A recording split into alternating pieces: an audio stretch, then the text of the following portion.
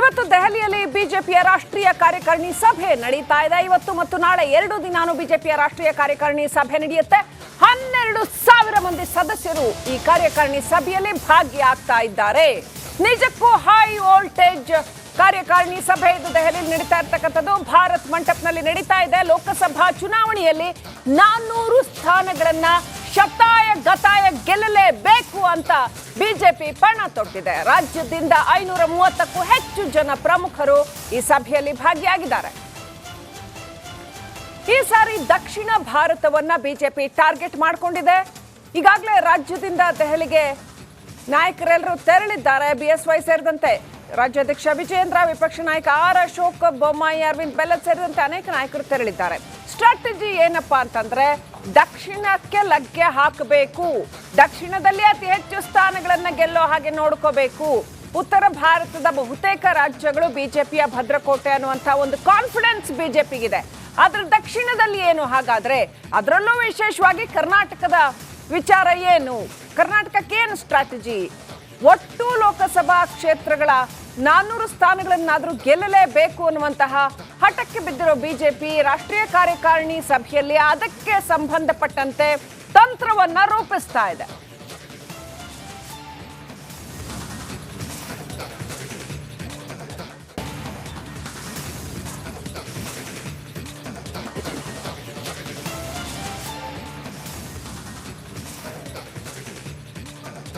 ವಿಜಯೇಂದ್ರ ಸೇರಿದಂತೆ ರಾಜ್ಯದ ಪ್ರಮುಖ ನಾಯಕರುಗಳು ದೆಹಲಿಯ ರಾಷ್ಟ್ರೀಯ ಕಾರ್ಯಕಾರಿಣಿಯಲ್ಲಿ ಭಾಗವಹಿಸ್ತಾ ಇದ್ದಾರೆ. ಮೋದಿ ಅವರು ಕೂಡ ರಾಷ್ಟ್ರೀಯ ಕಾರ್ಯಕಾರಿಣಿಗೆ ಆಗಮಿಸಿದ್ದಾರೆ. ಹೇಗೆ ನಡೀತಾ ಇದೆ ಸಭೆ ಎಲ್ಲ ಮೇಲ್ವಿಚಾರಣೆ ಮಾಡ್ಕೊಂಡಿದ್ದಾರೆ. ಅದೇ ರೀತಿಯಲ್ಲಿ ಏನೇನು ತಂತ್ರ ಪ್ರತಿತಂತ್ರ ರೂಪಿಸಬೇಕು ಅನ್ನೋದರ ಕುರಿತಾಗಿ ಸವಿವರವಾದ ಚರ್ಚೆಗಳು ನಡೆಯುತ್ತೆ.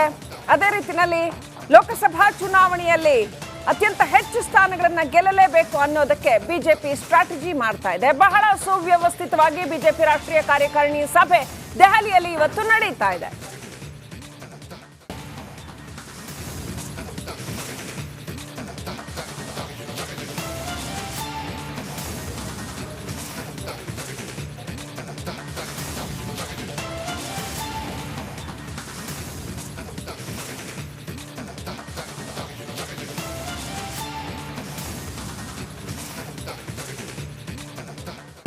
ಸೊ ಏನೇನು ನಿರ್ಧಾರಗಳನ್ನು ಕೈಗೊಳ್ತಾರೆ ದೆಹಲಿಯ ಹೈ ವೋಲ್ಟೇಜ್ ಮೀಟಿಂಗ್ ನಲ್ಲಿ? ಈ ಸಾರಿ ಲೋಕಸಭಾ ಚುನಾವಣೆಗೆ ಬಿಜೆಪಿ ಏನು ಸ್ಪೆಷಲ್ ಪ್ಲಾನ್ ಮಾಡಿದೆ? ಕರ್ನಾಟಕದ ಮಟ್ಟಿಗೆ ನೋಡೋದಾದ್ರೆ ವಿಧಾನಸಭಾ ಚುನಾವಣೆಯಲ್ಲಿ ಚೆನ್ನಾಗಿ ಏಟ್ ತಿಂದಿದ್ದಾರೆ ಬಿಜೆಪಿಯವರು. ಈ ಸಾರಿ ಲೋಕಸಭೆಗೆ, ಕಳೆದ ಬಾರಿ ಲೋಕಸಭೆಗೆ ಹೇಗೆ ಹೈಯೆಸ್ಟ್ ಸ್ಥಾನಗಳನ್ನ ಗೆದ್ದಿದ್ರು ಅದೇ ರೀತಿಯಲ್ಲಿ ಈ ಸಾರಿಯೂ ಕರ್ನಾಟಕದಲ್ಲಿ ಗೆಲ್ಲಲೇಬೇಕಾದ ಅನಿವಾರ್ಯತೆಗೆ ಬಿದ್ದಿದ್ದಾರೆ. ಆದ್ರೆ ಹಿಂದಿನ ಸಾರಿ ಅಷ್ಟು ಸುಲಭ ಇಲ್ಲ ಈ ಸಾರಿ. ಸೊ ಈ ಸಾರಿ ಕರ್ನಾಟಕದಲ್ಲಿ ಇರ್ತಕ್ಕಂಥದ್ದು ಕಾಂಗ್ರೆಸ್ ಗವರ್ಮೆಂಟು, ಹಾಗಾಗಿ ಸಾಕಷ್ಟು ಸ್ಟ್ರಾಟಜಿ ಮಾಡಬೇಕಾಗತ್ತೆ. ನಾಯಕರುಗಳ ಆಯ್ಕೆಯಲ್ಲಿ ಟಿಕೆಟ್ ಯಾರಿಗೆ ಕೊಡಬೇಕು ಅನ್ನೋ ವಿಚಾರದಲ್ಲಿ ಎಲ್ಲ ವಿಚಾರಗಳಲ್ಲಿ ಬಹಳ ಬಹಳ ಕೇರ್ಫುಲ್ ಆಗಿ ನಿರ್ಧಾರಗಳನ್ನ ಕೈಗೊಳ್ಳಬೇಕಾಗತ್ತೆ. ಜೊತೆಗೆ ಪಕ್ಷವನ್ನ ಇನ್ನಷ್ಟು ಸ್ಟ್ರಾಂಗ್ ಆಗಿ ಸಂಘಟನೆ ಮಾಡಬೇಕಾಗಿರುವಂತ ಅನಿವಾರ್ಯತೆ ಕೂಡ ಕರ್ನಾಟಕದ ಮಟ್ಟಿಗೆ ಬಿಜೆಪಿಗಿದೆ. ಇದೆಲ್ಲ ವಿಚಾರಗಳು ಸೇರಿದಂತೆ ಯಾರಿಗೆ ಟಿಕೆಟ್ ಕೊಡಬೇಕು, ಟಿಕೆಟ್ ಕೊಡಬಾರ್ದು, ಎಂಥವರನ್ನ ಮುನ್ನೆಲೆಗೆ ತರಬೇಕು, ಚುನಾವಣಾ ಪ್ರಚಾರದ ಸ್ಟ್ರಾಟಜಿ ಹೇಗಿರಬೇಕು, ಒಟ್ಟು ಲೋಕಸಭಾ ಸಮರಕ್ಕೆ ಯಾವ ರೀತಿಯಲ್ಲಿ ಸಿದ್ಧತೆಗಳನ್ನ ಮಾಡ್ಕೊಳ್ಬೇಕು, ಇದೆಲ್ಲ ಚರ್ಚೆಗಳು ಇವತ್ತಿನ ರಾಷ್ಟ್ರೀಯ ಕಾರ್ಯಕಾರಿಣಿಯಲ್ಲಿ ನಡೆಯುತ್ತೆ. ಎಲ್ಲ ಪ್ರಮುಖ ಮುಖಂಡರುಗಳು, ಪ್ರಧಾನಿ ನರೇಂದ್ರ ಮೋದಿ ಅವರು ಸೇರಿದಂತೆ, ರಾಜನಾಥ್ ಸಿಂಗ್ ಸೇರಿದಂತೆ, ಅಮಿತ್ ಶಾ ಇವರೆಲ್ಲರೂ ಕೂಡ ಇದ್ದಾರೆ. ಸೊ ಹೇಗೆ ಮಾರ್ಗದರ್ಶನ ಮಾಡ್ತಾರೆ, ಏನೆಲ್ಲ ಔಟ್ಪುಟ್ ಬರುತ್ತೆ ಈ ಸಭೆದು ಅನ್ನೋದನ್ನ ಕಾದು ನೋಡ್ಬೇಕಾಗಿದೆ.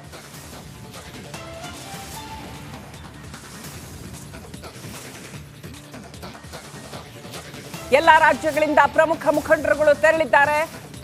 ಆಯ್ದ ನಾಯಕರುಗಳನ್ನ ಕರೆಸಿಕೊಳ್ಳಲಾಗಿದೆ. ಶಾಸಕರುಗಳು, ಸಂಸದರುಗಳು ಇವರೆಲ್ಲರೂ ಕೂಡ ಭಾಗಿಯಾಗ್ತಾ ಇದ್ದಾರೆ. ಲೋಕಸಭಾ ಚುನಾವಣೆಗೆ ಬಿಜೆಪಿ ಗೇರಪ್ ಆಗ್ತಾ ಇದೆ.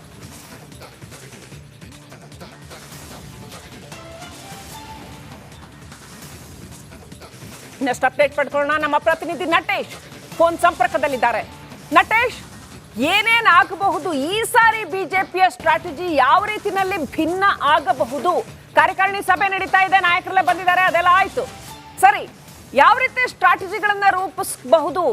ಈ ಸಾರಿಯ ರಾಷ್ಟ್ರೀಯ ಕಾರ್ಯಕಾರಿಣಿ ಹಿಂದಿನ ರಾಷ್ಟ್ರೀಯ ಕಾರ್ಯಕಾರಿಣಿಗಿಂತ ಹೇಗಾದ್ರೂ ಭಿನ್ನವಾಗಿದೆಯಾ? ಏನಿದೆ ಎಕ್ಸ್ಕ್ಲೂಸಿವ್ ಮಾಹಿತಿ ಏನಿದೆ ನಟೇಶ್?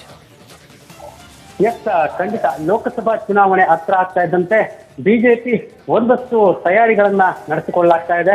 ಅಂದ್ರೆ ಬಹಳ ಮುಖ್ಯವಾಗಿ ಬಿಜೆಪಿ ಈ ಬಾರಿ ಅಂದ್ರೆ ಏನು ಕರ್ನಾಟಕದಲ್ಲಿ 28 ಕ್ಷೇತ್ರವನ್ನು ಗೆಲ್ಲುವ ನಿಟ್ಟಿನಲ್ಲಿ ಬಹಳ ಕಸರತ್ತನ್ನ ನಡೆಸ್ತಾ ಇದೆ ಅಂತಾನೆ ಹೇಳ್ಬೋದು. ಏನು ಈ ಒಂದು ಅಂದ್ರೆ ಈಗಾಗಲೇ ಏನು ರಾಜ್ಯದ ನಾಯಕರು ಕೂಡ ದೆಹಲಿಗೆ ಆಗಮಿಸಿರ್ತಕ್ಕಂಥದ್ದು. ಅಂದ್ರೆ ಇಂದು ಮತ್ತೆ ನಾಳೆ 2 ದಿನ ಏನು ಒಂದು ಬಿಜೆಪಿಯ ಕಾರ್ಯಕಾರಿಣಿ ಸಭೆ ನಡೆಯುತ್ತೆ. ಬಿಜೆಪಿಯ ಬಹುತೇಕ ಅಂದ್ರೆ ಎಲ್ಲಾ ನಾಯಕರು ಕೂಡ ದೆಹಲಿಗೆ ಬಂದಿರತಕ್ಕಂಥದ್ದು. ಇಲ್ಲಿ ಬಹಳ ಮುಖ್ಯವಾಗಿ ಲೋಕಸಭಾ ಚುನಾವಣಾ ಟಿಕೆಟ್ ವಿಚಾರವಾಗಿ, ಹಾಗೇನೆ ಇನ್ನೂ ಬಹಳ ಮುಖ್ಯವಾಗಿ ಏನು ಲೋಕಸಭಾ ಚುನಾವಣೆಗೆ ಯಾವೆಲ್ಲ ಸಿದ್ಧತೆಗಳನ್ನ ಮಾಡ್ಕೊಳ್ಬೇಕು ಅನ್ನುವ ನಿಟ್ಟಿನಲ್ಲಿ ಸಂಪೂರ್ಣವಾಗಿ ಚರ್ಚೆಯನ್ನ ಮಾಡಲಾಗುತ್ತೆ ಸಭೆಯಲ್ಲಿ ಎನ್ನುವಂಥದ್ದು. ಹಾಗೇನೆ ಬಹಳ all right, thank you Natesh ಡೀಟೇಲ್ಸ್ಗಾಗಿ.